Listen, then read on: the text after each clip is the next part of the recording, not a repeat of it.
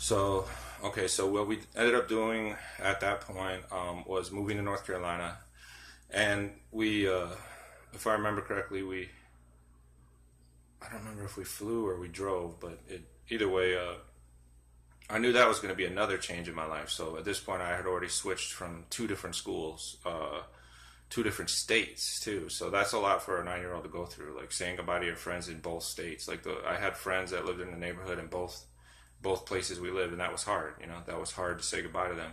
It's hard to lose your friends like that and then have to make brand new ones again. I know a lot of people do this like in military and whatnot, but it's still hard no matter what. You you get sad, you got to deal with it. And so anyway, the good news was we moved in with a friend of the family, and he was a good guy. He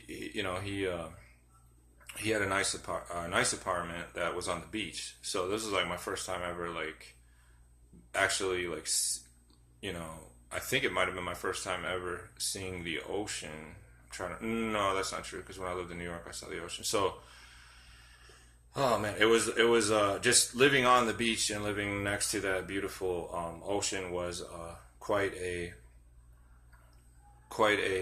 sight. And I remember seeing dolphins and stuff. And so now we're getting into, like a beautiful time in my life where, like, beautiful visuals. I mean, like, just waking up every day and looking out and seeing a beach like that was just amazing. I used to go down there on the beach, and I remember playing on the rocks and stuff, and just kind of looking for animals, and I mean, like sea animals, sea creatures, and stuff like that, and fishing off the pier over there and stuff like that. So, that was more of a peaceful time in my life. There was no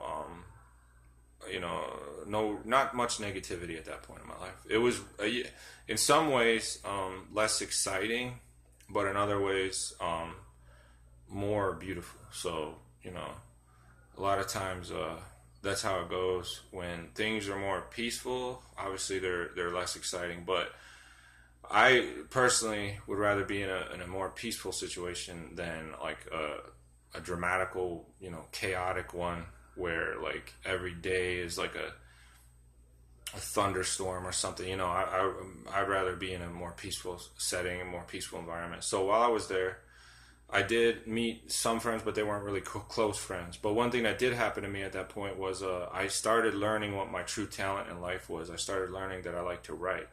And I remember my teacher in fourth grade, Mr. Harwood, that was his name. He encouraged me to write, and he actually got behind me on that. And I remember, just him really supporting my talent. And I would write things, and I would just wait to see how he would react to them, because I really respected him.